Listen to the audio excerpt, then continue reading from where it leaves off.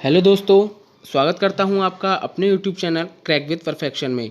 आज मैं आपके लिए लेकर आया हूं 22 मई का करंट अफेयर, जिसको हम पिक्चर्स के मेथड के रूप में याद करेंगे। हमारा जो माइंड होता है दोस्तों, वो पिक्चर्स को अच्छे से ऑब्जर्व करता है। हमें वह चीज़ें जो हम पिक्चर्स के माध्यम से याद करते हैं वे लंबे समय तक याद रहती हैं। तो देखिए दोस्तों, सबसे पहले हम न्यूज़ के सेक्शन को डिस्कस करेंगे और फिर करंट अफेयर को MCQ की फॉर्म में डिस्कस करेंगे। तो चलिए दोस्तों शुरू करते हैं। पहली न्यूज़ है दोस्तों, यूनिसेफ ने एयरटेल अफ्रीका ने छात्रों को ई लर्निंग समर्थन प्रदान किया है। तो यहाँ से हमें क्या याद रखना है, पहले तो यूनिसेफ की फुल फॉर्म याद करनी है। तो इसकी फुल फॉर्म है United Nation International Children's Emergency Fund. इसका जो हेडक्वार्टर है वह न्यूयॉर्क में मिलता है। तो कई बार प्रश्न देखने को मिलता है कि आपको यूनिसेफ की क्वेश्चन दे देगा कि यूनिसेफ में जो एन है उसका क्या अर्थ है। तो आपको बताना होगा कि उसका अर्थ नेशन है।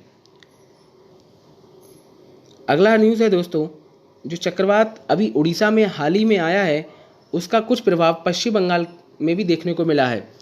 तो यह न्यूज़ है, चक्रवात अम्फन ने उड़ीसा के साथ साथ पश्चिम बंगाल में भी नुकसान पहुंचाया है। इसी कारण प्रधानमंत्री नरेंद्र मोदी जी आज पश्चिम बंगाल में क्षतिग्रस्त क्षेत्र का मुआयना करेंगे। अब न्यूज़ हमारी आज दोस्तों बस इतनी ही थी। तो अब हम MCQ की फॉर्म में क्वेश्चंस को डिस्कस करते हैं। तो देखिए, पहले मैं आपको बता देता हूँ, कल एक क्वेश्चन हमने डिस्कस किया था कि सविता कुमारी और अंकित सिसोदिया किस खेल से संबंधित हैं। तो यहाँ पर मैंने एथलीट लिख दिया था किसी गलती से, तो आप इसको करेक्शन कर लीजिएगा। यहाँ पर पावर लिफ्टिंग आ जाएगा। तो देखिए, पहला क्वेश्चन है, मी अन्नपूर्णा पहल किस राज्य के द्वारा शुरू की गई है। तो इसका सही उत्तर महाराष्ट्र हो जाएगा। तो हमें महाराष्ट्र से क्या याद रखना है दोस्तों, कि महाराष्ट्र के जो CM हैं वह उद्धव ठाकरे जी हैं तथा यहाँ के गवर्नर भगत सिंह कोश्यारी जी हैं। मैं उत्तर प्रदेश की बात करूं तो उत्तर प्रदेश के CM योगी आदित्यनाथ जी हैं तथा गवर्नर आनंदीबेन पटेल हैं। मैं गुजरात की बात करूं तो गुजरात के CM विजय रूपानी जी हैं तथा गवर्नर आचार्य देवव्रत जी हैं। और मध्य प्रदेश की बात करूं तो मध्य प्रदेश के CM शिवराज सिंह चौहान जी हैं तथा गवर्नर लालजी टंडन हैं।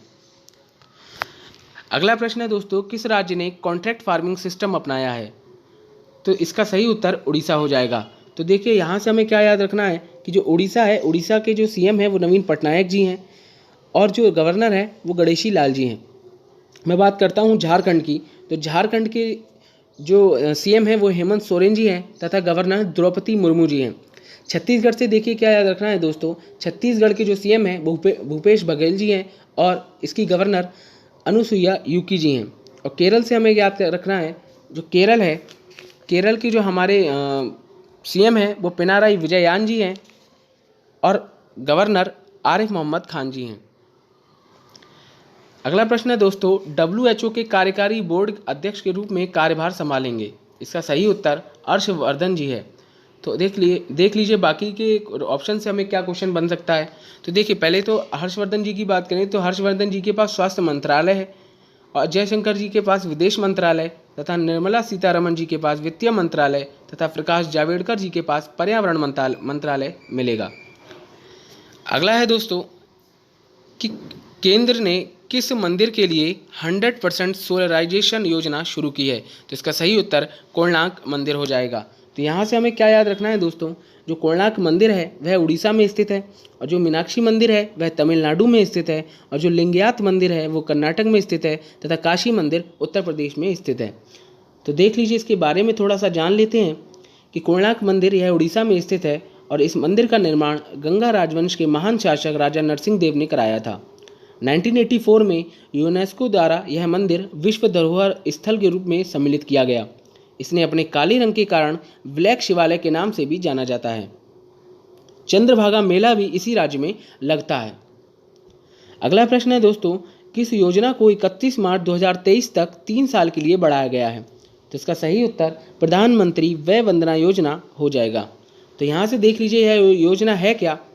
तो इस योजना के अंतर्गत 60 वर्ष या उससे अधिक आय वाले वरिष्ठ नागरिकों के लिए पेंशन योजना है। इसका लाभ LIC के माध्यम से हम उठा सकेंगे। इसमें GST नहीं लगाई जाएगी और ब्याज दर 7 से 8% तक रहेगी, यानी कि मिनिमम 7% तथा अधिकतम 8% रहेगी। अगला प्रश्न है दोस्तों, किस सीनेट ने स्टॉक एक्सचेंज से चीनी कंपनियों को डिलिस्ट करने के लिए एक विधेयक पारित किया है? तो इसका सही उत्तर यूएसए हो जाएगा। तो देखिए बाकी के ऑप्शन से हमें क्या याद रखना है, तो हम देखते हैं जो यूएसए, कनाडा, मैक्सिको, ये तीनों मिलकर 2026 में फीफा वर्ल्ड कप ऑर्गेनाइज करेंगे। तथा ब्राज़ील से हमें याद रखना है कि जो ब्रिक्स की 2019 की समिट है वो ब्राज़ील में ऑर्गेनाइज की गई थी। अगला प्रश्न है दोस्तों, ऑयल इंडिया लिमिटेड को अपनी अन्वेषण परियोजना के लिए कौन से राष्ट्रीय उद्यान के लिए पर्यावरण मंत्रालय की मंजूरी मिली है? तो इसका सही उत्तर डिब्रू साइखोवा नेशनल पार्क है। तो देखिए हमें यहाँ से क्या याद रखना है दोस्तों, जो काजीरंगा नेशनल पार्क है वो आसाम में स्थित है, Jim Corbett national park Uttarakhand में स्थित है, जिसका पुराना नाम हेलिस नेशनल पार्क है, और यह रामगंगा नदी के किनारे स्थित है। रणथंभौर नेशनल पार्क से याद रखना है कि यह राजस्थान में पाया जाता है, और डिब्रू साइखोवा नेशनल पार्क असम में पाया जाता है। तो इसके बारे में थोड़ा सा जान लेते हैं। तो इसमें क्या हुआ है कि जो यह कंपनी है उसको इस क्षेत्र में हाइड्रोकार्बन की ड्रिलिंग एवं परीक्षण का विस्तार करने की अनुमति मिल गई है, और यह असम में स्थित है।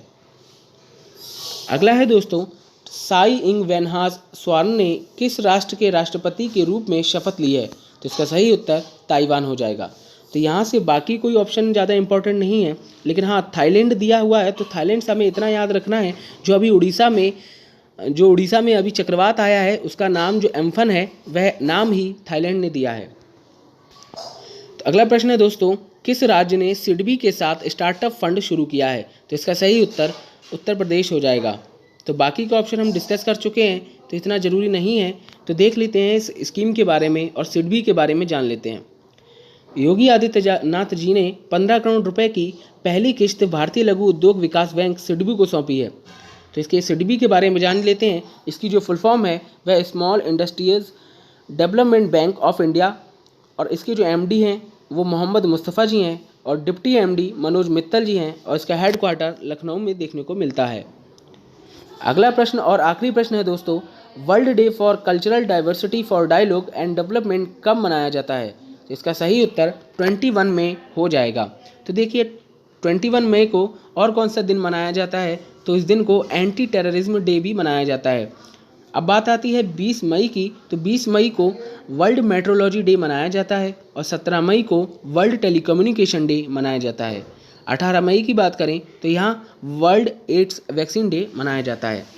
तो यही था दोस्तों हमारा आज का करंट अफेयर, जिसे आप नोट्स के रूप में तैयार करें और शॉर्ट फॉर्म में नोट्स बनाया करें कि बस नोट्स आपको समझ में आने चाहिए, किसी और के लिए बनाने की आवश्यकता नहीं है। तो बस शॉर्ट फॉर्म में नोट्स बनाएं, डेली रिवीजन करें, बस एक बार आप लिख लेंगे तो आपको बहुत अच्छे से याद हो जाएगा। तो आज के लिए बस इतना ही, कल मिलते हैं अगले करंट अफेयर के साथ। धन्यवाद।